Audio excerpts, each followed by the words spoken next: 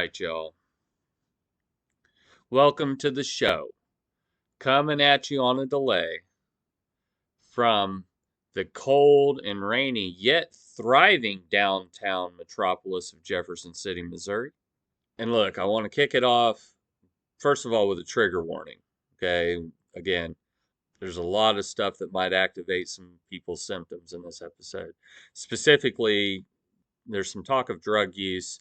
There's also talk of pedophilia and the whole Epstein type thing. So if you're easily triggered by that, then I fully recommend maybe checking out a different episode or something, because we get into it a little bit in this one. The after shows aren't scripted, so I didn't know. I just kind of go with the flow. Life comes at us quick, doesn't it?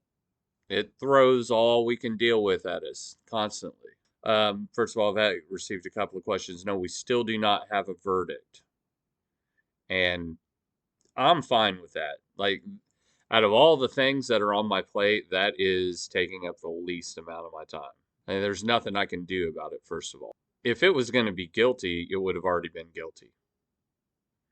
So that just leads me to believe that there's something else going on, something behind the scenes on the back end that I don't know about and may not even have anything to do with me. So I just let it ride. Nothing really troubles me anymore, and that's the thing. I just have to deal with it all. It takes time and it takes energy. A good friend recently revealed that they have leukemia, so that's definitely a big thing on my plate, and there's absolutely nothing I can do about that except pray. And so to that end, probably kick this off with the traditional St. Francis prayer. Lord, make me an instrument of your peace.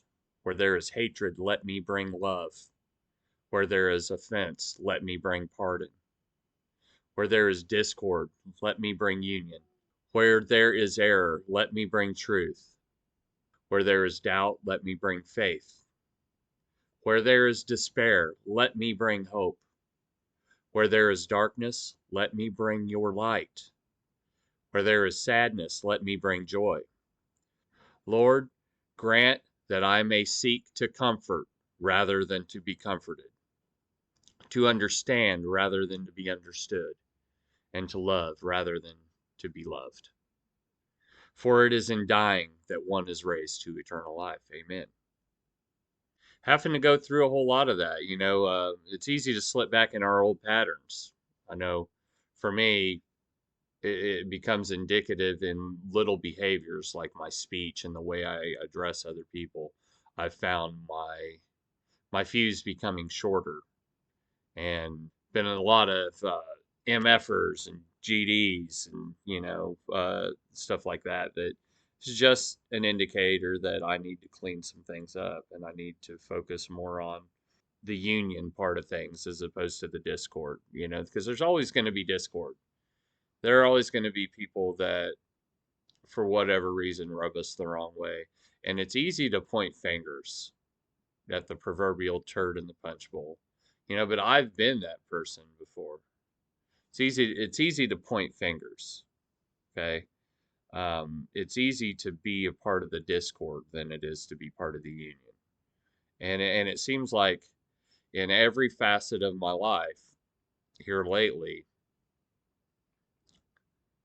I've been challenged with the task of bringing that union, of bringing that truth, of bringing that faith, of bringing that hope, of being that light, being that joy, being that pardon, being that comfort, being that love. And I'm here for it, man. You know, it's just another part of the process of learning how to be a human being, right? And in doing these shows and doing these podcasts, part of that is a little bit of an escape, a little bit of relief. I like the ability to be relatively uncensored, you know. I think everybody knows at this point that we tackle subjects that are kind of dark, and in the after shows they're not scripted, and we just go with whatever, right? And I've learned that in going through and editing these, I still have to censor myself. And I need to be more focused on the unity and the faith and the hope and the light, the love, instead of being, having all the subtlety of a hammer. I don't know. It's just I've been thinking a lot about myself and my role in other people's lives. Not that I worry about what anyone thinks about me, because I really don't. It's not a narcissistic, arrogant thing. It's just I don't have time. If I worried about what anybody else fucking thought, then it would take me out of being pure and in the moment. And like, I'm at this place in my life now where I'm not going to worry about what anyone else thinks of me. I don't care. If you accept me as I am and you see me and you hear me, great. If you don't, hopefully you come around. If not, there's nothing I can do about it.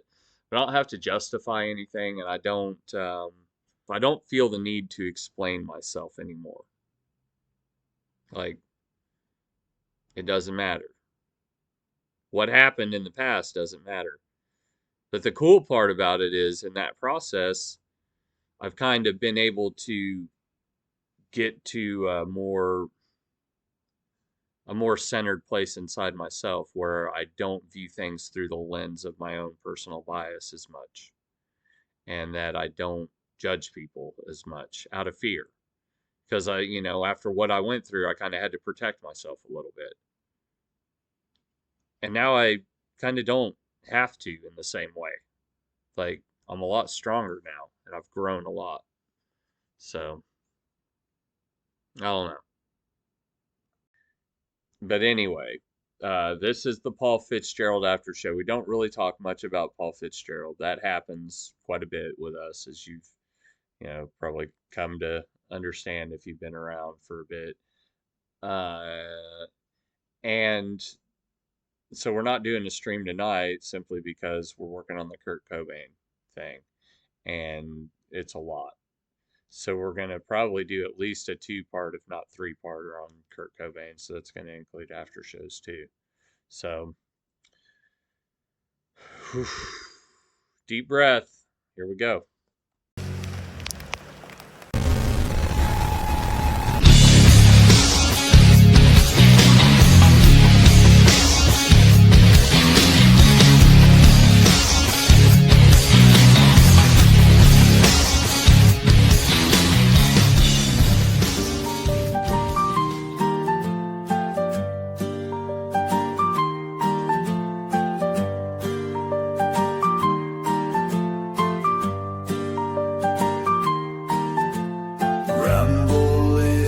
Desert blind, whispers of a twisted mind, found paradise in hell, stories only he could tell.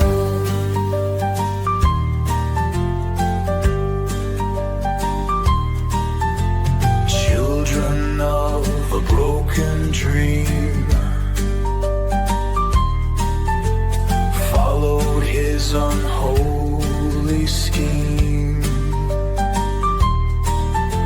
promised lands through bloody hands, swept beneath the devil's plan. Manson shadows on the wall,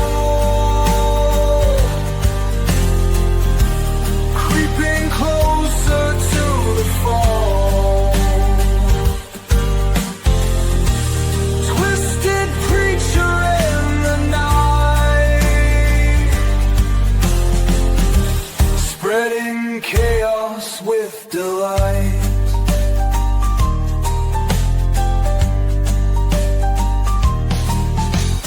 Desert nights in the eerie chance, serpent's eyes in a devil's glance, heavens shattered by his word, preaching madness so absurd. Hope crushed in wicked fire,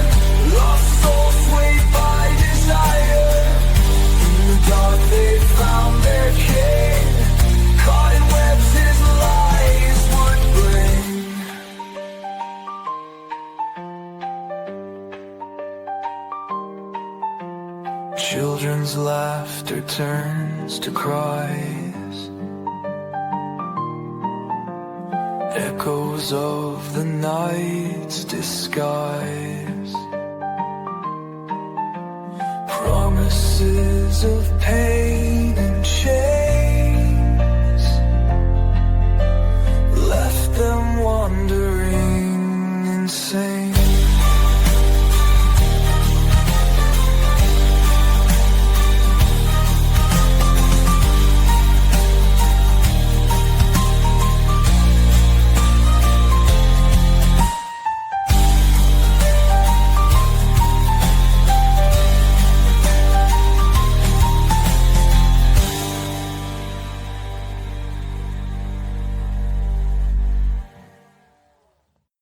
Right. Hello, everybody.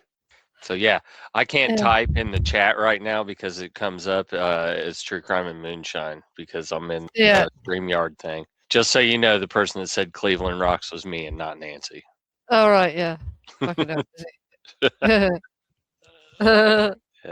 We are worldwide. That is correct, Johnny Rogers. Yeah, fucking hell. I've got to keep checking the thing because I don't want the Substack recording to go up on YouTube and people to start watching it again because it confuses people. I mean, people are easily confused. I get confused by a lot of things. You had commented on it as well, yeah. Oh yeah. Dawn, I don't know how long it takes. I've already got the notification. It's up on Substack if anyone wants to watch it on Substack. But Johnny, you were born in Cleveland. When did you leave? Did you see any cool shows out there? That would have been a cool place to grow up in the 70s and 80s. Go see some shows. Jersey would have been cool back in the day too. I think anywhere's cool. It's just what you make of it, right? Yeah. You were born in 78, so you're not much older than me. So it doesn't matter where we grew up. Everywhere was the same by the time, the 90s hit. It was all homogenized. Yeah, well, definitely, between America and British culture. Well, when I was a teenager, we still felt we were different to Americans in some ways, but now it's totally like kids, right? We were proud not to have a prom when I was a teenager, like, because that was like what Americans did, and it was cruel to the people that didn't get asked and all this sort of shit, right? But right. now the kids actually ask to have one. But the good thing about it is the kids plan the event themselves, don't they? Sure. And so yeah. They're doing event planning, and it's something that can go. It's a good experience for them. And the kids also, there's not pressure in the same way like it's done in America. You know what I mean? It's only the kids who want it buy the tickets. You have to buy tickets. So yeah. Well, I think the way that the pressure worked, and I mean, yeah, this is me. I'm removed from that whole thing. It didn't apply to me even when I was in high school. I had a girlfriend, but the way that it worked out was any pressure came from your peer group and like kind of societal, the unspoken thing of, and we see it doesn't go away after high school. It's like you're supposed to get married and have kids and build this life together, which is awesome if like you can find the right person and pull that off. But I can speak for myself. Depends on me being right too, and then the right person. Then so there's a lot of variables. You have the thing about the sororities and all that, don't you? In America, we do have them in the UK as well. Our big universities have our own version of like the Skull and Bone Society and that sort of shit. It's really crazy how much more likely you are to get a high-powered job if you were in a fraternity at university and all this sort of stuff. And how many of the presidents have been in certain fraternities. It really is quite weird. It's about the contacts that you make and stuff, and it depends on what you want to do with your life. Like as for me and going into the field that I'm in, there's really no benefit to joining a fraternity or sorority. And I think that all those benefits are starting to kind of be mitigated somewhat simply because, it's kind of exclusionary and we're supposed to be getting away from that. And it's supposed to be someone, hired on their merit, and that they've done the work.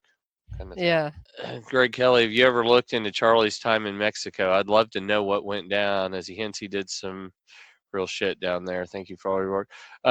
Greg, like as far as we know, like are you talking about the time in Mexico in the 50s? He talked to lots of Nicholas Schreck, what Nicholas Schreck writes a lot in the Manson file, but I think you can't really trust what Manson said as being totally true. Do you trust Charles Manson? That's the thing. But he told Nicholas Schreck a lot about what he did, and there's a lot written about it in Chaos, isn't there? He did bullfighting when he was down there, apparently in Mexico and stuff like that. But that would have been in the 50s. I don't think he went down there in the Yeah. 60s the way that he claimed to Nicholas Schreck. Yeah, well, there's the letter saying he tried to get sent there, isn't there? Yeah, but surely there would be a record if he actually did go. Yeah, I think that is what he's talking about in the Manson file. He is talking about, yeah. And the parole board just laughed and were like, no, Yeah. he's not going there. Like, are you insane? Yeah. Tom O'Neill confronted him about it. He said, I only did it to show him that they'd laugh. Yeah, I didn't do it, seriously. Right. But then you look at how he was studying them, and they were studying Mexico at the time. I explained it on another thing, didn't I? Yeah, then there is a study I found on fucking archive.org written about, yeah, and there was problems at this time because every time something kicked off in New Mexico City, a wave of new immigrants came. So they wanted to know what was going on with them, you know, when they arrived, what kind of crime wave they were going to bring or what problems they might have. It would have been about helping them as well, like trying to work out what they'd been through and how to help them best. But also they would have wanted to know what kind of crime wave was coming. They would have been part of it. Yeah. So they'd have wanted to send people like Manson down there to find out about the crime, if anything, wouldn't they? Yeah. Oh, he would have found out. He would have rounded him up and, you know, he'd been like, well, let me tell you all about it. yeah, that's it. I would have met this guy. He does this, that. Yeah. Phyllis Opinion says, hello from South Carolina. Hello, Phyllis. I believe weed should be legalized as is alcohol. I don't know. I think weed should be legalized and alcohol should be more restricted than it is. But you're like most of America, it's pretty legal now. In fact, it's all legal everywhere. You're in South Carolina, go to Lit Farms. It's like, I think, lit.org. And order from their Supreme line. You can go on Shop Hello Mary. It's literally grown in Chatsworth, where Spawn Ranch used to be right now. And so you can order weed from that and they'll ship it right to your door. So it's legal. You're good. Yeah, that's pretty much my opinion of it. I think that Charles Manson probably exaggerated to every author that he fucking spoke to, so I don't believe that Manson told. But I think that Nicholas knew him over such a period of years, you know, and had so many different conversations with him, you know, and he's not a bloke that's easy. He would know if, you know. I do think he believed Manson a bit too easily as well, though. You know, he had to realise that Manson would never tell certain things because he would, you know, that just wasn't who he was. Shrek was definitely starstruck. You know, he was a Manson fan. You know, and also Charlie, he was the perpetuator of his own myth more than anyone. He liked to play that up, and anything that anybody alluded to, he would elaborate on and double down on and push this stuff out. Yeah. And so I think that so much got convoluted and so much said that at a certain point, Charlie believed a lot of the bullshit. After years of reading about all this and looking at it, I think that these murders all happened because everything descended into chaos and people went nuts. And Manson didn't have any control over the situation, really. None. Right? And he would rather be... would you want to be remembered as the guy who went nuts and lost control and these kids went nuts and killed everyone and all you could do was try and clean up the mess after them because you couldn't turn them in because you're a criminal and then you'd be a snitch and you'd die in prison or whatever, you know? And that was the truth.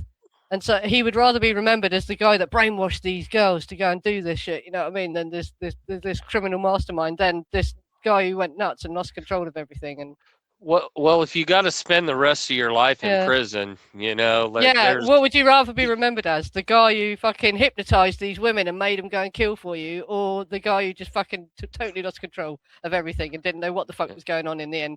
You know, Johnny Rogers says Charlie was his best PR. Facts. Yeah. Greg Kelly says Charlie knew how to play the game. He had to play the game throughout every stage in his life. Yeah, absolutely. Yeah, and so he played it once he got to the biggest stage. And I think he was happier in prison. He was institutionalized. I think he couldn't cope on the outside. And what happened with the family and that is a sign of him not, you know, coping and the impact that had generally. Well, but it wasn't all his fault. There were other people involved, and there were many times like Roger Smith. I was going to do a stream about Roger Smith, but then the Paul FITZGERALD notes came back. How fucking rich it is! All this stuff he's saying about it. He saw the way Manson was treating the girls and that. It's like, well, why didn't you do anything then, Roger? You're his fucking probation officer. You know what I mean? Why did you let it carry on? We still need to do one on Roger Smith, especially when it comes down to witches of Mendocino and Roger Smith going all the way up there with his wife and getting their kids and putting their kids up. That's a conflict of interest. I mean, I don't know what the rules were like, around probation officers, but a probation officer wouldn't be allowed to do that. You know, not allowed. 100%. Yes. 100% conflict of interest. They've never. I know a lot about probation and parole officers Yeah, from that's both it. ends. I've Yeah. worked with them. Yeah, they Yeah. would never do that. Like, you would get fired for doing that. And he You used to can't. have Manson come around his house and sit and drink wine with him. Yep. Probation officers aren't supposed to sit and drink with their fucking client, are they? You know what I mean? Well, It's like, the what? You would sit client's and not drink with them? allowed to drink alcohol at all. Yeah, they're not supposed to drink. Yeah. So there's so much Yeah. that goes into both Roger and David Smith, but especially Roger Smith, and it's not even just leeway.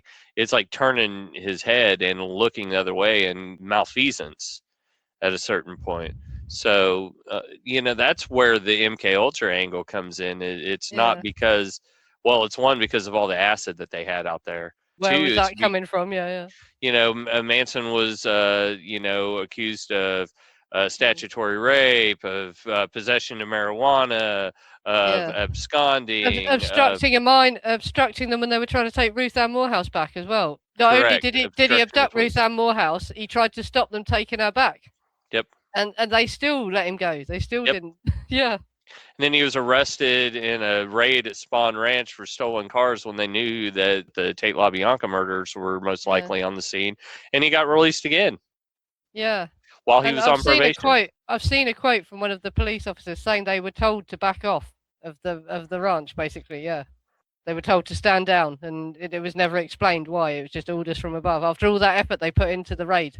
Just don't try and trade your kid for a pitcher of beer. They may turn out okay. Hey, if that's only the Yeah. worst thing that Kathleen Maddox ever did to young Charles. Yeah. I did see a different take on this. Now there's lots of like true crime pages doing memes, and there was a quote where they basically said he was born in the 30s. It was the Great Depression. A lot of kids had fucking bad childhoods because of the Depression and that as well. It was just a bad time for everyone. Not everyone turned out like Charles Manson, No, Phyllis, I mean, you don't need a doctor's order. You can order it even in South Carolina. Like I said, go to litfarms.org, go to Shop Hello Mary, check it out. Promise. Yeah, well, he was forced to visit his mother in prison, but that, again, wasn't the worst part Yeah. about it. The thing is going to live with his aunt and uncle and being subjected to this completely alternate world that he didn't know anything about, and being expected to conform and go to school and go to church and live this family life when he had never had anything like that. I just want to address what he says here, though. Yeah, so that's interesting, because that's what surprised me about the Manson file when I finally actually read it. It's not a Manson apologist book. He doesn't mince about Manson. He doesn't try and make him sound like a hero or anything like that. Because I thought that was what it would be, but he is actually, it's not a beautiful picture of Manson. Yeah, and I don't think he told Nicholas Shrek everything, and I think he probably lied to Shrek like he lied to everyone. I think Shrek probably trusted him a bit too much. It's almost impossible to paint this in a good light, because at bare minimum, he's accessory after the fact. Yeah, that's it. Yeah, he knew about it, and so he'd have still wound up with life in prison. And he pimped the girls. They were all so much younger than him. It's fucking, you cannot, no one, I can't believe people try and argue, they were all about 19 and he was in his 30s. How can you say that's normal? And he was having orgies with them and telling them how to have sex. How does that not sound creepy to anyone? Do you know what I mean? How does that sound normal? Grooming behavior. Yeah. It's 100%. It's not normal. It's not right. Making movies with them and stuff like that. It's all messed up. Bobby had the connection to the Gerard agency. He was taking them topless dancing. As long as they were over 18, that isn't illegal, though. That isn't illegal what he did there. But I'm sure in LA in 1968 and 1969, they didn't check IDs either. No, that's it. Yeah, and I'm sure not all the girls bloody were legal. Apparently, Kitty said she used to drive around with him while he was dropping off the girls to go topless dancing, and she wasn't 18, was she? She was underage. I know that. Yeah, she was underage when she got. But pregnant. she didn't go topless dancing. Yeah, that's it. That's another thing. Bobby did get an underage girl pregnant, didn't he? Yeah. Phyllis, still doesn't excuse Charlie's actions. Not at all. Not even. No, that's it. It doesn't. And like I say, a lot of people had bad childhoods at that time because of the depression, and I think Charles Manson nowadays would have been diagnosed with ADHD and things like that, but these things didn't exist in those days, did they? They just punished you repeatedly, tried to correct your behavior, saw you as a naughty child, didn't they? That was how. Yeah, they didn't understand the equation. No. Trauma informs the conditioning informs the behavior. If you address the trauma and change the conditioning, then the behavior changed. But back then it was all punitive and but with ADHD as well, they literally can't sit and concentrate, and it's not their fault, but they punish you repeatedly for, and that, so he would have fallen into that cycle, wouldn't he? It wasn't his fault. he learned to like the whip, as he told Yeah, that's it. Yeah, Bugliosi. well, that's it. Yeah, and he became defiant about it, didn't he? Yeah. Hmm. And he set fire to his school, didn't he, or something? He pushed leaves against the wall and set fire to them, or something. Yeah, this is it, Johnny. It was also a classic case of projection. Government accuses Manson of mind control with his followers. So government subjected Manson to MK Ultra mind control. That's just it. Yeah, Because, what they were trying to do is what they're accusing Manson of doing. And I think that's giving Charlie way too much credit. Whew. yeah, yeah. And like I say, I don't think Manson had the qualifications to have fucking mind controlled anyone. Do you know what I mean? If anything, he had them under coercive control, which is just what pimps and abusive partners do, isn't it? You know what I mean? Uh, That's not mind control though. That's abusive relationships. That's and this was just a bizarre form of it because he had a whole group of them, and he Yeah. had them convinced he was some kind of guru, didn't he? He was Jesus and the devil and all this sort of shit. And I think Well- at least some of them really truly believed it as well. I think. I want to Yeah. address this. So this is what they thought they wanted until everything. Yeah, well, it's what men told them they wanted. what That's they- the thing.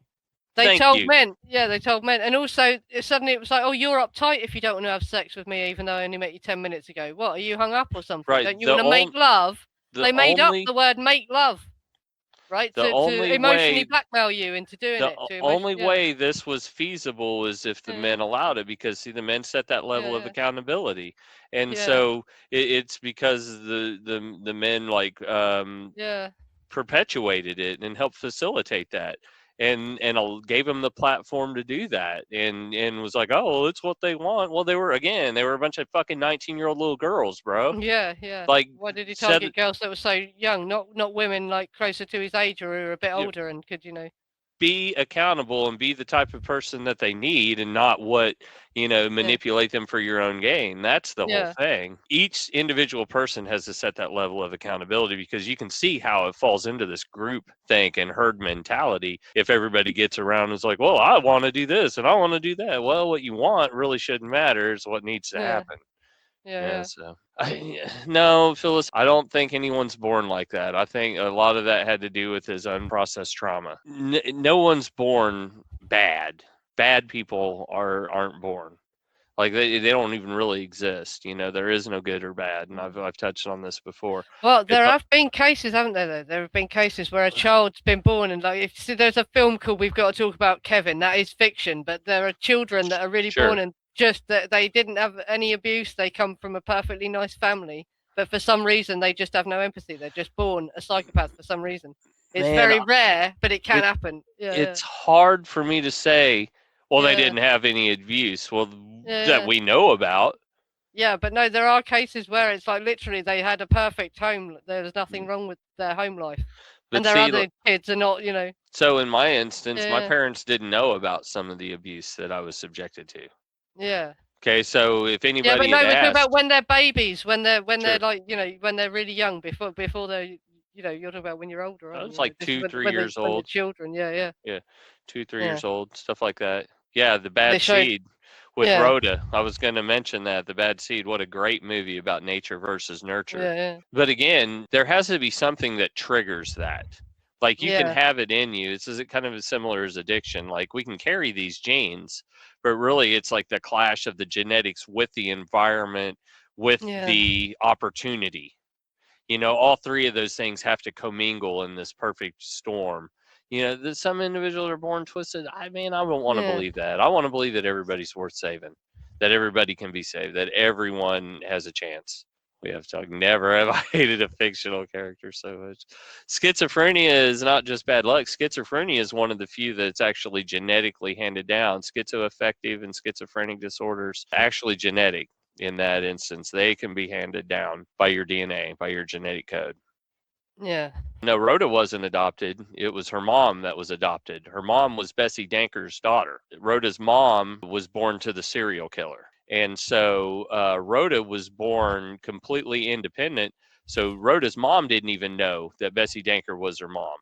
We're talking about The Bad Seed. It's on archive.org. It's from like 1948. It's one of the best movies ever. It's such a good movie. Rhoda's the character in The Bad Seed, Johnny.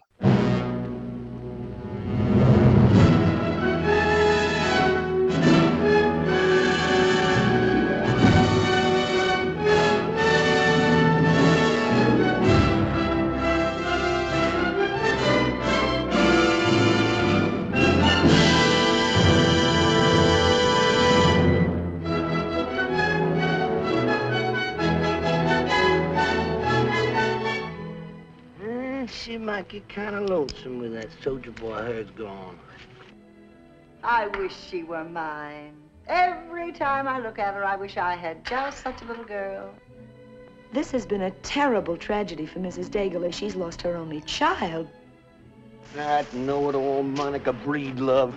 I don't think nobody knows anything but her. He has the mind of an 8-year-old, but he's managed to produce a family, so I keep him on. Give me those shoes back. Oh, no, I got them shoes hid where nobody but me can find them. Better give me those shoes. They're mine. Give them back to me. I believe you did it. What'll you give me if I give you a basket of kisses? I'll give you a basket of hugs. I'll miss your hugs. Well, I'm not letting the slightest degree really knows more than she's told of you. Don't mind me being presumptuous. I had a long talk with that guard since I saw you last. And it was a long, interesting conversation. He said he saw Rhoda on the pier just before Claude was found among the pilings. She knows something, all right. Did you have anything, I don't care how small it was, did you have anything to do with the way Claude got drowned? What makes you ask that, Mother? Now look me in the eye and tell me the truth, because I must know. No, Mother, I didn't. You're not going back to the Fern School next year. They don't want you anymore. Okay. I'm going to call Miss Fern and have her come over here. You think I lied to her? You did lie to her. But not to you, Mother, not to you. You know something? Miss Fern dyes her hair. And Rhoda's a sweet, perfectly sound little girl. Father, is she? Run, Daddy.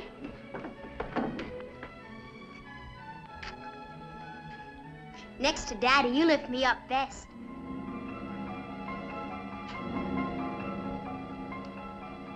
Why do you look at me? I just want to see your face.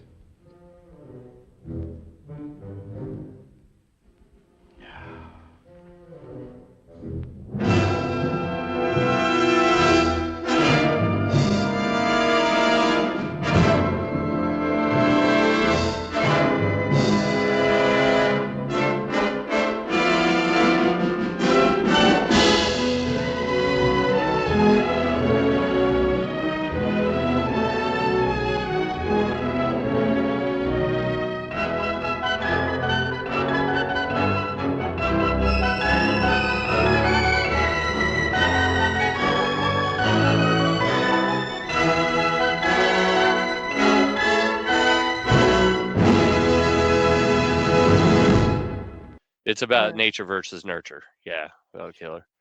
So yeah, I was kind of explaining a little bit of the premise, but anyway, not that matters so much. Most twisted people grow up to be bass players. Somebody once asked me if being a musician is what got me all fucked up, or if being all fucked up. Did you become a musician because you fucked up? Right. Yeah. Yeah, right. And it was like, well, they both kind of went hand in hand with each other. Yeah, it's hard to separate one from the other. And I will say this, that drive to do that kind of dissipates whenever, I started healing. So there's, not saying correlation equals causation, but yeah. Ollie, if anybody that's seen it, it's one of their favorite films. Such a good movie. Help me, Rhoda. Help. Charlie was able to have people follow him because from the time of birth, he had to really read people to survive. His life was survival, fight or flight. None of us really know. And he couldn't look after himself as well. The other thing, people don't realize, the girls waited on him hand and foot. They got him food. They found him his clothes. He couldn't even find himself clothes. He couldn't cook himself a meal. He had to go and find someone to feed him. You know what I mean? Part of the toxic masculinity thing is having women do a bunch of that type of stuff for us. And society has kind of dictated that. Like being raised in the 40s and 50s, they wouldn't have taught a young boy to cook, would they? And plus, he just wanted his mommy to take care of him, probably, too. Really, yeah. His inner child. Issues. Yeah. Bootsy. Yeah. Well, he obviously had mummy issues. Fucking hell, yeah. James, with your search history, if you Google movies called The Bad Seed, you're probably going to come up with something pretty off. But if you go to archive.org and you Google Bad Seed old movie, it'll probably come up good. Ooh, I can't put that comment up there. the Reiners as well, what's just happened there with that son, because you could argue he's had a privileged life, but we don't know what really went on, do we? You know. Yeah, who knows Yeah. what he's been Yeah. exposed to in Hollywood. There's a Okay. clip of Nick Reiner, the father, the one that was sadly bloody murdered. There's a roast of him, you know, one of these things where other comedians say horrible jokes about them, but and Sure. one of the jokes is really, really disturbing. It implies his dad raped him basically when he was a child. He says, "Oh, I remember when you told me at night your dad used to come in and he'd flip you over, all sweaty." And, but that was he literally described it like that, and this was a joke, and everyone was laughing. It was like a joke. Well, It's I like, mean, fucking hell. it's Are they saying in Hollywood. plain sight? Is that what it's like? Yeah. Is that Yeah, why it's Hollywood. his son I was so mean, screwed up? they made jokes about P. Diddy for years, you Yeah. know, and R. Kelly. Like, I mean, Yeah. Dave Chappelle had, you know, the Piss on Oh my You God, remix 25 yeah. years ago or whatever. Some of the stuff that P. Diddy was doing in sketches is crazy. There's a Saturday Night Live sketch with Robert De Niro, where Robert De Niro's dressed as a woman. Have you seen it? He's in drag. He's got big fucking. They're not even convincing fake boobs. He looks ridiculous. Sure. Like he's done, Sure. and he's got a stupid fake ass, you know. And Diddy stood there, and he walks in acting like a woman, and obviously he's meant to be playing a woman. He's meant to be playing a guy's mum. And P. Diddy stood there with him, and P. Diddy says something like, "Oh, if I'd tap that," or something like, you know, he says, you know, and he points at the arse, yeah. you know. And Robert De Niro goes, "Oh, thank you," and rubs his arse against P. Diddy.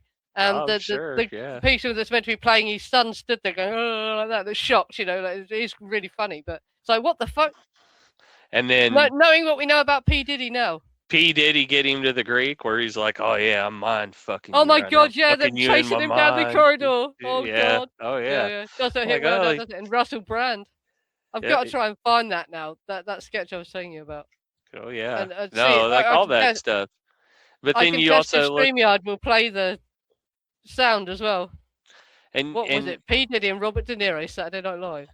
But that's the thing, and what Ricky Gervais, what's his name, Ricky Gervais or whatever, who whenever he hosted the Oscars, and he came over and he just roasted the shit out of all of them, and you know, Yeah. like yeah, well, that's it, Phyllis. Yeah, I would not be surprised. I'm not surprised by any of that because we'd heard for years what Hollywood was really like, and you almost didn't want to believe it. You're like, well, it can't be that bad. Turns out it is. It's Sodom and Gomorrah. It's literal Babylon over there. Oh yeah, Manson wasn't a genius. Yeah, his street smarts put him in jail for most of it. He couldn't even pull off the stolen check, and not only every time he did a crime would he do one little thing that would make it a federal crime. Yeah, he would like steal a car and then take it across state lines, and that would make it federal. Blitz, he's spitting high five. Well, girl, you the one that's high five. If you wasn't my man's mom, I'd tear that ass up. Thank you. Tear it up anyway. What the hell? Yeah. Blitz. Right, yeah. But there was more to the sketch than that. It's just like, what the fuck? Knowing what you know now. Oh shit, what have I done? Right. I've removed you. Wait a minute. Here. It'll be all right. There. Oh. No, we're full. No, I think that's better, isn't it? That one's better, isn't it? Yeah. See a bit more of the background. Yeah, well, that's it. It has been, hasn't it? Yeah. 100%. Well, like I say, I was just looking at YouTube today because I've been writing articles about Jimmy Savile, and I found a clip of Jimmy Savile introducing Gary Glitter on Top of the Pops singing a song called "Do You Want to Touch Me." I don't know if you know the song by Gary Glitter and both of them men. Well, Jimmy Savile never went to fucking prison. Gary Glitter has, but yeah. Yeah, I know all about Gary Glitter for sure. Yeah. But this is literally Jimmy Savile on Top of the Pops introducing Gary Glitter singing "Do You Want to Touch Me?" And there's like a load of really young girls dancing behind him. It's oh my god, so bad. And that was fucking 70s Britain. That's what it was like for women in 70s Britain. And the Yorkshire Ripper was running wild, killing loads of women. And they wasn't just the women either. And oh god, the Bay City Rollers as well. One of them got raped by their manager, and oh god. And it wasn't just Britain. You know, in L.A. we had Rodney Bingenheimer or whatever, who and Kim Fowley, who had the Runaways, and they were totally molesting. Yeah, that was insane. Yeah, they were just on the streets when they were young, weren't they? And they were just fucking people were just doing whatever they bloody wanted with them, I assume, weren't they? It's awful. And oh god, well that Eddie Nash is responsible for way more than just the Wonderland murders, but he had a club that was for underage kids. Have you heard about that? It was called the Odyssey or something, but it was a club that was designed for kids that were underage. Basically. Did not know that. That's No, yeah. absolutely disgusting. And also, you found there's fucking a story about Eddie Nash set up what's he called from Judas Priest, Rob Halford from Judas Priest with what's he called, Janie Lane from the band Warrant. when they were young, and Rob Halford from Judas Priest raped him basically, and he obviously could just never admit it in his life. And in the end, he was breaking down in tears in podcasts and saying I got raped, but he wouldn't say who by. Right. But one of his girlfriends, the girlfriend that was in the video to Cherry Pie, his wife, he married and all that. Bobby Brown. She said that he told her it was Rob Halford from Judas Priest was the man that did it. Yeah. So he never publicly admitted that. And Eddie Nash set it up. Yeah. Eddie Nash is that kind of guy too. I mean, yeah, he's the one that sent the killers of the Wonderland murders after. You know, people wonder if he was even there himself. Wasn't he? Who knows? But they actually found what's his name's handprint, didn't they? John Holmes. Yeah. Found a bloody handprint above the headboard of the woman that was still alive that lived, wasn't it? Yeah. Yeah, Hollywood's a crazy place. Woof. He was a horrible man as well, that John Holmes, because he's sort of was treated like, a bit of a joke, wasn't he? A bit of a laugh, but he was a fucking horrible person. He had a really young girlfriend. Terrible. Gave a bunch of people AIDS and the whole bit. continued to try and work in the porn industry even after he knew he had AIDS, and he came to Europe because he couldn't get work in America anymore. Right. And he carried on working in Europe.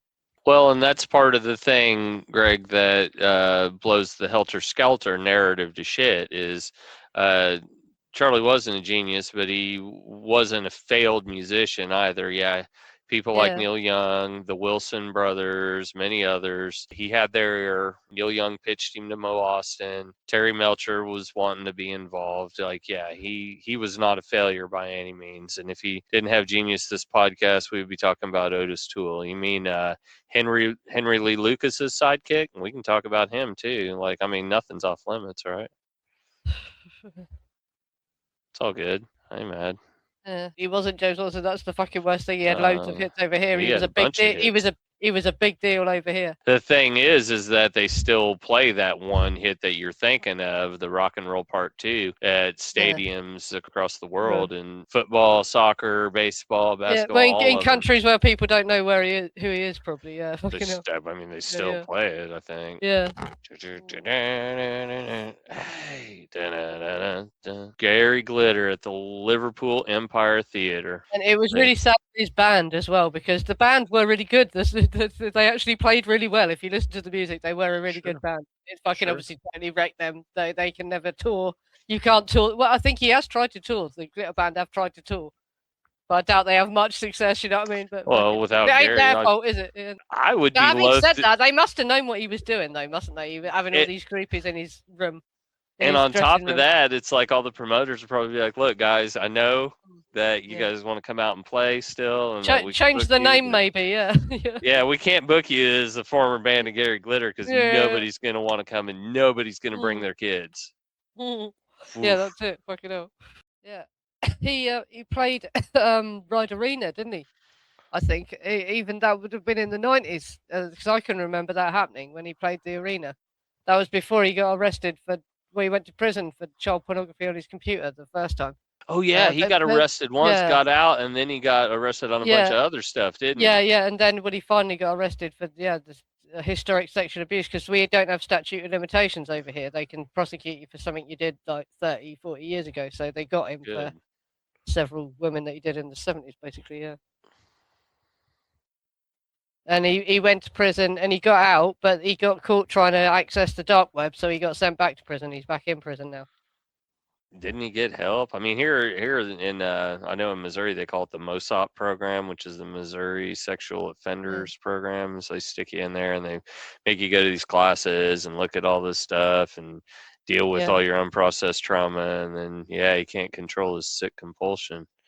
Well, and here's the thing. People who commit sexual acts, violent sexual acts, child. But see, he can control sex it. He thing. can control it because he knew to conceal it, didn't he? Yeah, You he know, knew to conceal it. that's Well, it. Yeah. the people who commit those kind of crimes have the highest recidivism rate across the board. It's Yeah. like astronomical. It's truly Well, compulsive he's behavior. gone his whole life as well. They've only got him now. He's not going to change now, is he? He's fucking in his 70s, and he's been his Right. whole life getting away with it, basically. Because he's so Gary he's not going to fucking change now, is he? Oh God, what shaking his Yep. paunch at the festival, Futurama festival in Leeds, yeah. Ollie, God. well, yeah, I mean, why did you take a picture? Yeah. Yeah, well, see, and that's so So- many of so- those stars do that. They'll go to Thailand. He did, yeah. and- He went yeah, to I think it was Vietnam. I'm not sure. I Yeah, think it might. well. Yeah, but he got done in another country as well. I think. Yeah. Yep, it's Yeah. disgusting. They actually did a TV drama of him getting hung, saying they'd bring back hanging, showing him getting done for the girl he raped in the other country, and they actually hung him. Good. Mental. So, yeah, well, see, here's the thing, Johnny. If you're an addict and you get help and you start doing the work, eventually, with enough time and you put enough coping mechanisms in place and working the 12 steps and all this stuff, that compulsion, those cravings eventually dissipate to where you don't have them anymore. But, like, for Yeah. me, I make sure to continue to do that work so that it doesn't ever kind of creep back in. And I mean, I'm sure that has to be very similar. Gigi Allen? What? Is that who you're talking about? Gigi Allen? I wasn't paying attention. Mhm. Yeah, I've just it says because it's in the Manson's arrest record. You can get Manson's arrest record. He said that debauchery put a young girl in hospital during the 50s. Well, I think is it 52? All it says though is debauchery, so you don't know what that means. Like, that could mean he got her so drunk she got alcohol poisoning and had to go to the hospital or whatever. We don't know that means it was sexual or he beat her or anything. The debauchery resulted in her going to the hospital, so she could have fallen over drunk, hurt herself. We don't know. Well, it's not like he was any great gentleman of a paramour type person. No, that's it. But it doesn't give enough detail for us to say anything, really. But because it just says, Rosalie didn't stick around very long either. You know, no, she left him when he was in prison, didn't she? Yeah. Pretty quick too. She wasn't hanging around. Yeah. Yes, Gary Glitter. Okay, I get it now. Yeah. Yeah, because he was fucking 4'8". Yeah. Yeah. Yeah. There's a picture of all these mugshots over the years. It's crazy. Yeah, what he looked like in the 50s. Well, yeah, he looked like a greaser. And there's one from the 70s, and I'm sure it's been altered. It's one where they've altered his hair. They've tried to give him more hair. Like, they didn't have Photoshop in them days. They've had to do it by overlaying negatives. But there's one where they've messed with his hair. I'm sure they've given him more hair. It's funny. I can only imagine. Yes, Phyllis, Charles Manson Jr., which, I mean, having that name would probably... Yeah. Then the son that Mary had, Michael, lives in Wisconsin, was raised by her parents. Yeah. And he seems to have been done all right, doesn't he? And there's another son who had no idea. He found out because Mike Bruner added his DNA to the family DNA thing, and this guy happened to, and found out they were related through the father, yeah. Yeah, Clifford, yeah, sure. Either one of them. Both of them. Yeah, Jack Nicholson as well. It's shocking how, fucking... Two peas in a fucking pod right there, man. Couple of assholes. Terrible. And all the people that apologised for his own Meryl Streep as well. It's like, fucking hell. She stood up and applauded at the Oscars, didn't she, when he got an Oscar and that? Like, oh my God. Yeah, and it's really interesting that book Kurt Gentry wrote before he wrote Helter Skelter earlier in the 60s.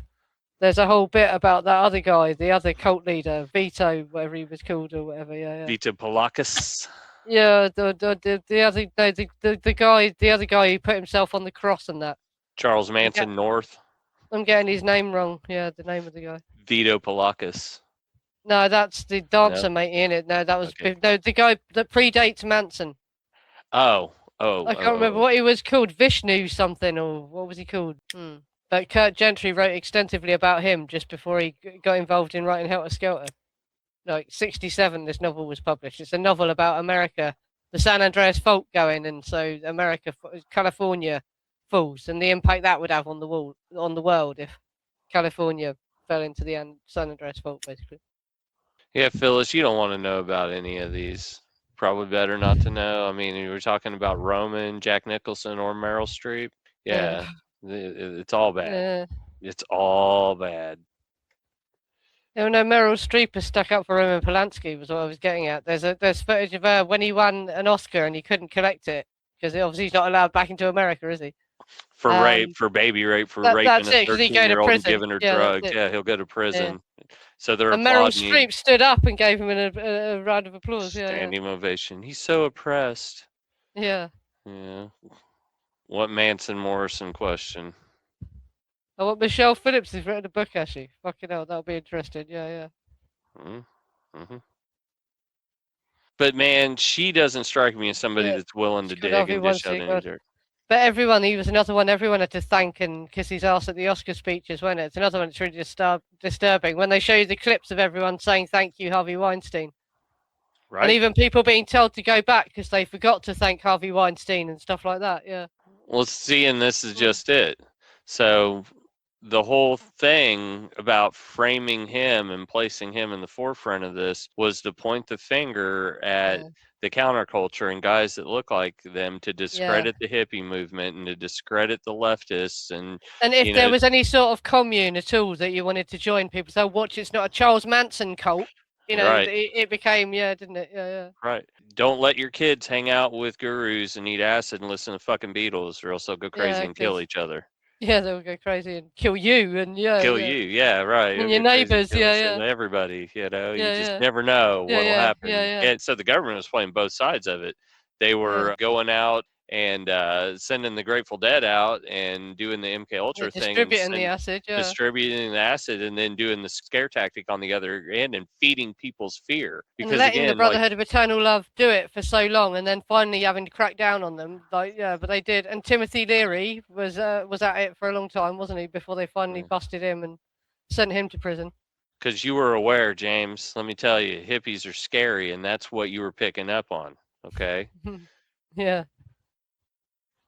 Did you watch the Helter Skelter movie when you were a kid? Is that why? Yeah. Did I did. Traumatize you, scare you against hippies? I was a big Beatles fan.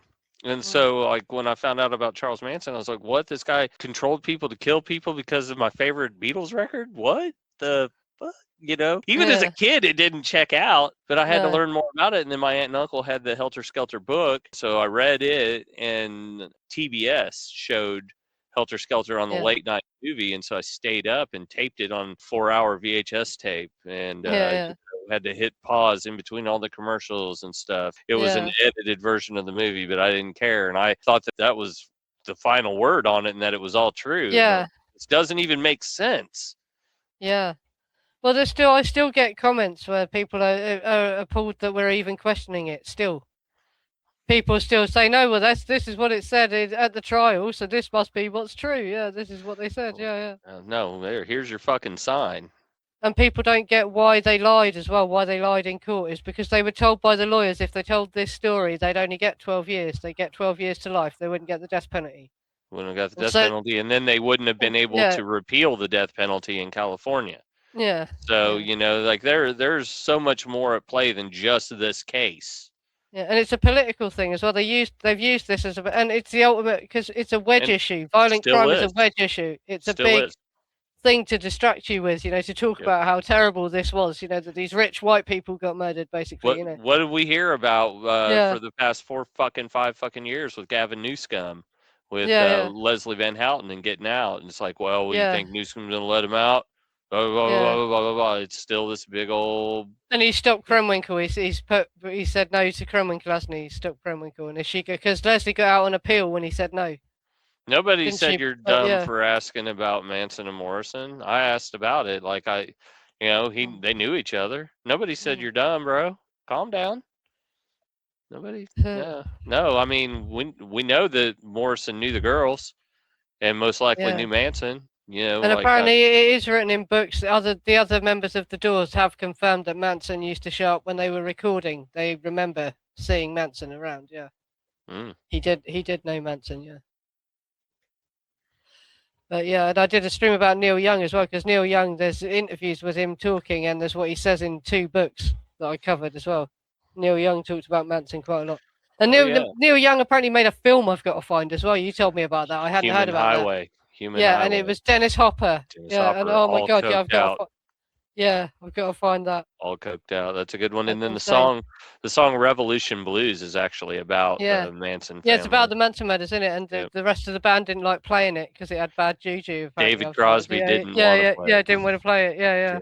David Crosby didn't want. Jim Jones had way more control over his quote unquote followers than Manson. They say Jim Jones had CIA links too. Absolutely, Jim Jones. He wouldn't have been able to get everybody down there and do what he did if he didn't have CIA links. Because here's the thing: he was under investigation by California state government, and they were told to go hands off on him too. And that's how he got out of San Francisco and got everybody down there to Guyana, Jonestown. That's a wild story right there about Bob Ryan going down to Guyana and then them putting a hit out on the senator and actually executing a senator. Yeah, that's crazy. Yeah, they shot the senator, didn't they? 100%. They killed and there's him. There's recordings of the people dying, isn't there? Yep, you can hear the children crying. Archive.org. Oh, my children, how I've loved you. Yeah.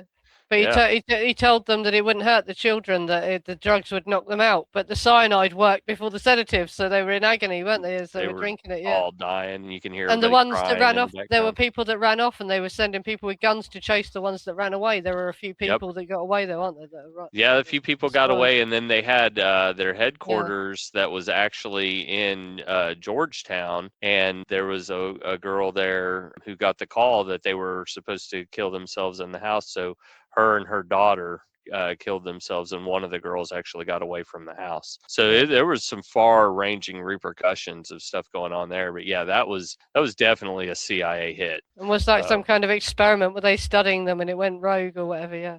Well, and what happened with Waco as well? Waco's a crazy thing. Bill Hicks. Have you seen this? Bill Hicks reporting on Waco. He actually went down and independently filmed it, didn't he? Right. Do you remember that? Totally different case, and it totally changing the subject, but it was a similar sort of thing, wasn't it? It was a siege. They became under siege, didn't they? So the way that these cults, quote unquote, these communes, whatever you want to call them, how they get so big and they get so much power is that they're allowed to do so. And the government's known about them for X amount of time. And so it's probable that they're being funded on the back end by a Jolly West type, an MK Ultra type of program. With handlers and stuff, and once that gets found out and the powers that be are going to close in on it, they have to cover all their tracks.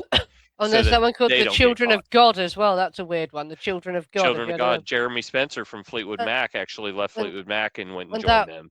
The woman that led them, she used to give the children acid and then set off a smoke machine as she walked into the room backlit at night to make them think she was godly and all stuff like that. Yeah. They would also have sex with kids too. Yeah, and they encouraged it, didn't they? Yeah. It was messed up, fucked up people. A few minutes ago, I mentioned David Bowie sleeping with a 13-year-old was first.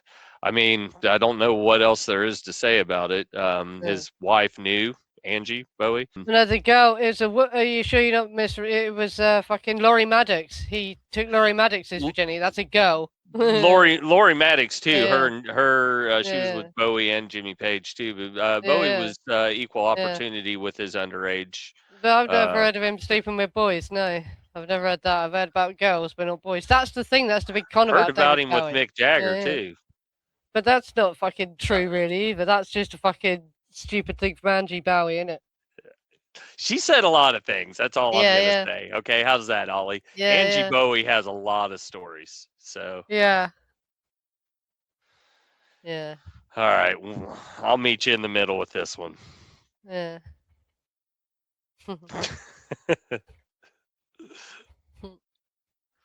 Oh god, yeah, the flirty fishing, They made the girls go out and seduce men to get them into the cult, which sounds fucking. That's like Manson-esque shit as well, isn't it? Did these guys read about Manson? Flirty fishing. Yeah. Oh well, that's so much better, James Watson. Oh, cool. Well, let's just give him a pass then. Wait, what? Yeah. No, fuck that. Yeah, no, but I've never heard that. 13-year-olds are 13-year-olds either way. Doesn't matter if they're a girl or a boy. Laurie Maddox. He had Laurie Maddox before Jimmy Page. Jimmy Page, yeah. And I'm sure she wasn't the only one. You know, they always sleep. It was a different. It wasn't a different time. That's the thing. They knew it was wrong, But at the time, they didn't give a shit. They still groupies, just as oh well. Yeah, River and Rain and Joaquin Phoenix were into Children of God. Yeah. Yeah, and are they the one with where you see bloody Julian Assange when he's a child as well in footage of them as well? It's Is that possible. the Children of God, or is that another one? I know there's a few of these cults, isn't there? But there's one where you see these kids running over a hill, and one of them really looks like Julian Assange as a child. Like when he's about 13 or 14, maybe. Haven't seen that one, but I believe it. Yeah. But his family might have been fucking involved with them as well. Just crazy. It's just crazy. No, this is crazy ex-wife talk. No, you look into this. This rumor comes from Angie Bowie was on the Joan Rivers show, and Joan Rivers wanted her to talk about this because all Angie Bowie said was she came home and Mick Jagger and David Bowie had slept in the same bed that night. She saw, but that doesn't mean nothing, does it? That doesn't mean they had sex. They could have just come in drunk and both collapsed in the same bed or whatever. And Joan Rivers was trying to get her to say that, but she didn't want to say it. She was obviously scared Bowie had fucking sue her or something, So she didn't want to say it, and Joan Rivers was trying to force her to say it. But that was all that really happened. She knows that they slept in bed together one night. And Mick Jagger is well known for being really quite bisexual, though, I think. So, it wouldn't surprise me. It wouldn't surprise me. But the only thing that's actually been said is Angie Bowie came home and found that they had slept together one night in the same bed. But that doesn't mean necessarily. Yeah. I have no veracity. I've never seen any video. I don't have any concrete proof. Again, if you want to believe everything someone's ex-wife said, that's on you. I don't. Yeah. Yeah, I have to say I've never heard that about Bowie. I have heard about underage girls, but never boys. Not from him. It's bad enough. Yeah. Joan Rivers did say Michelle Obama was a man and she was dead within days. That's why I would never say that. And she had just said stuff about Israel as well, hadn't she? And Charlie Kirk was talking about Israel right before. Yeah, there's a lot. She died on the same anesthetic Michael Jackson died on as well. I found out the same drug because it's an anesthetic.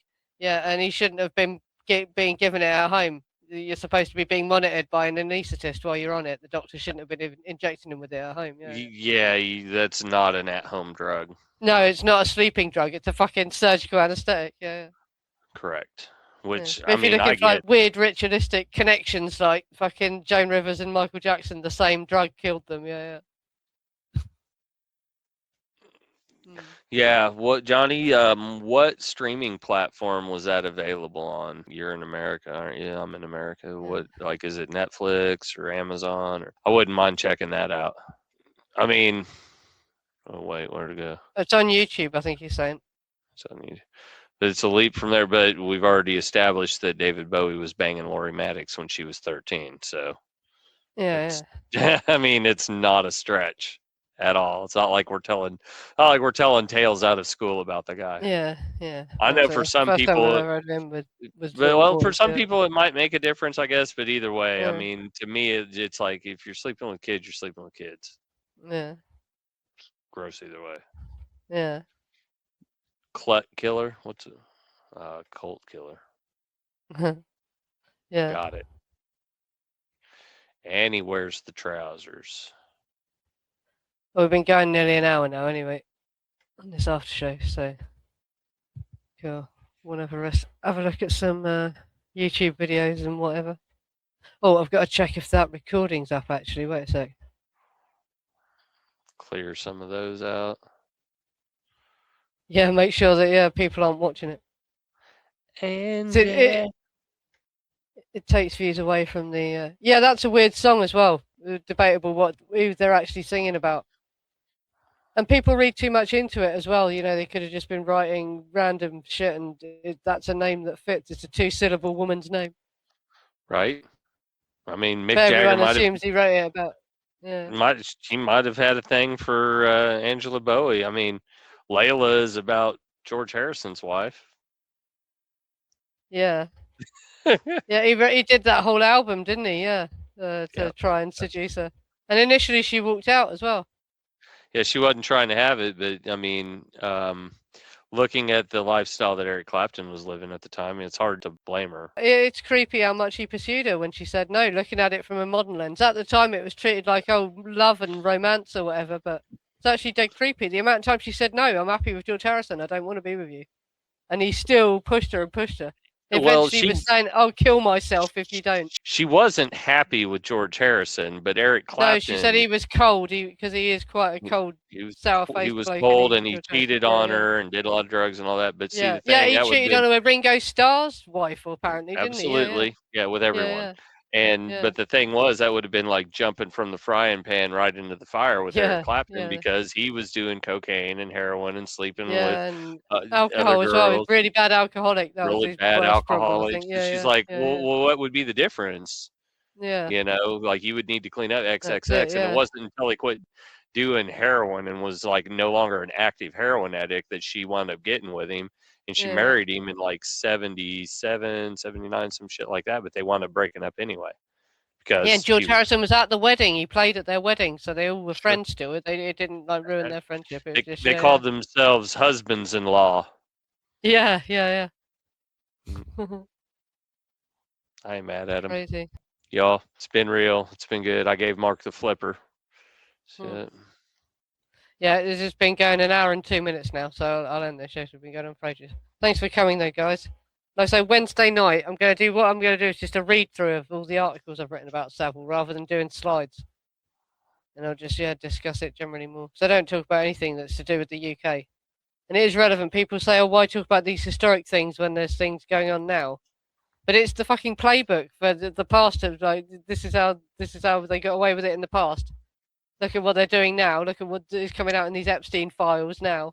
That was going on through like the 90s and the early 2000s, wasn't it? The noughties, as they say. Absolutely. It's been going on for a minute. They've been grooming the young people to accept getting nonced on basically for decades is what it's looking like, isn't it? You know, it's they normalize it. And it even says in the Bible, it's like, well, you choose it. You will choose that if that's the way it's presented to you. It's not, nothing's ever forced, honest. They make it seem like it's our idea. It's the ultimate flex of power for someone as well, isn't it? To be so powerful that you can do that and no one can touch you for it, basically. And they're even releasing the files now showing that they've all done it and like nothing's going to happen to them because no one can touch them, basically. Yeah. And it's like, so I think there's an element of that as well. It's like it's flexing. You're so powerful, you can do whatever you want. The worst taboos, children, murder, probably animals as well. Yeah, but they do all that. They do everything, aren't they? Yeah. My God. When the real power comes in cannibalism, they reckon they're saying, they fucking really are cannibalizing babies and stuff. It's like, oh my God. Adrenochrome. Yeah. That was the big thing they were looking for, wasn't it? And everyone's saying it's Ozempic making their faces go weird, but people are saying COVID-19 disrupted the supply of adrenochrome, and that's why everyone's suddenly aged and has gone weird looking, and that because they cannot get the adrenochrome anymore. The supply lines have dried up. So everyone's got busted or whatever. Yeah, I mean, it's probably made it harder for them to pull that whole thing off now. Yeah, Wednesday night I'm going to do the show about Jimmy Savile. So night after next. Because it's a week off work. And on Sunday, I'll do a poll to see. I think it seemed to be Ronald Hughes. People want Ronald Hughes, don't they? But yeah. I'll do a poll to see what people want. So I could either talk about when Ed Sanders got sued by the Process Church or Ronald Hughes. Yeah. Ronald, Jimmy, and the Process. Boom, boom, boom, boom, boom, boom. And at one time, it was really hard to find footage of Savile as well because they tried to bury it when the scandal broke out. The BBC obviously was ashamed of all the stuff it had done, so all the stuff got wiped off the internet. But you can find it now. I found the episode of Jim Will Fix It where he takes a young boy to Jerusalem because he wrote to Jim Will Fix It saying, "I want to see where baby Jesus was born," and he takes him to Jerusalem. So he goes to Israel, basically. Yeah, that was on TV in the 70s. Yeah, 1975 he did that. Me neither, Johnny. Unvaxxed and relaxed. Yeah, I didn't get it. I didn't get the vaccine. Fucking, yeah. No COVID face. Pure blood, yeah. Pure blood. Yeah, just that little bit of DuPont, yeah. non-stick particles that everybody has, the little percentage of in their DNA. Other than that, pure as it gets. Oh, Great they're funny. Have genetics you had here. it? Have you had it come out in America? Right, the morticians here are finding people have got this weird white plasticky substance all in their arteries when they die, and it wouldn't be there when you were alive, but when you die, it settles in your heart valves and goes into this weird plasticky lump, or in your arteries of your legs or something. They're finding these weird clumpy things, and it's from the vaccine, basically. They're finding those here too. Yeah, they're it's almost like in your blood. spider-webby things. Yeah, that's that are what it in looks like. It in their veins. It's like, it wasn't there when you were alive. It only happens when you die. But ain't that fucking freaky that it does that? I don't want that in my blood. Fuck that. No way. Who wants that? Yeah. Yeah. Yeah. My heart. Shit. James, Yeah. we hardly knew ye. Yeah. Yeah, I got the shot. Well, I'm fine. I just found out I got turbo cancer though. Yeah. And my heart's 3 times the size it should be. Yeah. I don't want to make fun of it, man, because I've had some friends that have totally dropped straight fucking dead who were otherwise perfectly healthy and not very old, in between 33, 35, and 50. Yeah. So. Oh, Mark got the vaccine. God, did you have all the boosters as well? Yeah, gotta get those boosters, y'all. Yeah, that's it. Because obviously, if it's a vaccine, it's not. That's not how vaccines work. So if the vaccine worked, then you wouldn't need a fucking booster, or it's not a virus. Yeah. So it's all just fucking odd, isn't it? Yeah, that's it. Yeah, we will get our medical advice from Joe Rogan. Yeah, that's it. Well, I was gonna say too. Yeah. At least I will say though, if the only reason you didn't get it was because you listened to Joe Rogan, then yeah, that's sad. But no, fucking, it wasn't just that. That is why I bought Chaos, though. Because the way they did it over here, they released it for different age groups, and when they released it for my age group, suddenly the unexplained death rate for my age group spiked, and I looked at this and thought, no, I don't think I'm going to do that. I don't think I'll do it, and I didn't bother to get it. And I have had COVID a couple of times. It is fucking horrible. I don't know if it would have made me get over it any quicker though, because I know people who had the vaccine and then got COVID and were still really bad with it anyway. So did it really fucking help? Yeah. Phyllis, microplastics and chemicals are in the food, along with pesticides, steroids, and hormones, preservatives. Microwaves are emitting radiation. So the answer is to go back to eating what our grandparents called food. I think they call it organic food nowadays, and nothing processed. Like, get away from all processed foods whatsoever, and don't use the microwave. That's my advice. That's harder than you think, because processed is anything that you didn't make yourself from scratch by hand, isn't it? Yeah, if it's in a box with writing on it, even if you buy the flour, that's all been fucking bleached and had shit added to it and everything, and nothing. I get the King Arthur's unbleached, unenriched. It's just plain old regular flour. It's got a 90 rating. Rice, beans, shit like that. The vax made you ill and you still got it twice anyway, yeah. That checks out. Yeah, and everyone I know who had it. Well, I know a couple of people who died just after having it, but they were already ill. They were sort of in hospital ill, so it's debatable whether it led to them dying or if they, were going to die anyway, sort of thing. Yeah, I've seen that blowing up. I mean, to me, that's not any new news to me, but I've been immersed in that. So cool that someone's just come out and said it, haven't they? Yeah. And Courtney Love, I also saw, has just got back in the fucking studio just as this is coming out. Sure.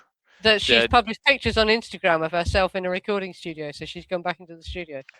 And Greg, we've been talking about doing a Cobain episode. Yeah, we were going to do it, weren't we? Because there's also another theory that I think sounds like bollocks. That the new conspiracy was they shot him in the head after he died to cover for the heroin dealer that supplied the heroin. But that's bollocks, because they tell if you're on heroin from your liver anyway, it doesn't matter if they blow your head off. They would still know he died of a heroin overdose. Well, and I think that's how does just that it. help conceal the heroin dealer anyway? Because they didn't do a thorough autopsy and didn't investigate it as anything other than a suicide. So if they automatically think it's a suicide, then they're not going to look at it from that angle. But I mean, I agree. They did get the volume of heroin in his blood, didn't they? Though, because I remember everyone saying, yeah, it was enough to overdose. But he had the tolerance. What's an overdose to one person is not an overdose to someone with a huge tolerance. So we don't know. Even but that was an overdose for him. Even to somebody with a huge tolerance, he was still high. It was enough to get him high. And anybody who says that, whenever you're a heroin addict, you're not going to kill yourself when you're high. It's when you're not high that you want to die.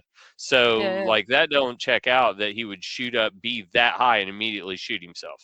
In fact, you would fumble around with the gun. It would a big old gun like that. How did he reach the trigger? And he still had his shoes on, so he can't have used his foot because it's possible to use your toe in it. But he had his shoes on. He can't have done that. How did he do it? Yeah. And so then, if your heart's beating, you would have this blood splatter come out of your head if you shoot yourself in the head. And there's not a whole lot of blood splatter in the crime scene. I heard that it looks like someone was stood there. There's a gap in the blood splatter, as if someone had been stood there or something was in the way, and blood splatter went on them. Ollie, I'm this world. Anyway, we've bloody gone on 10 minutes longer. I was going to finish it, weren't I?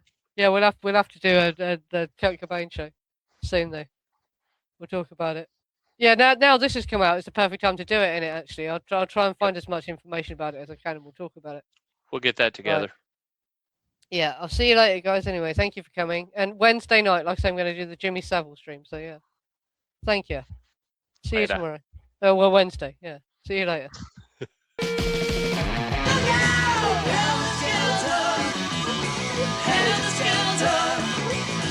Helter,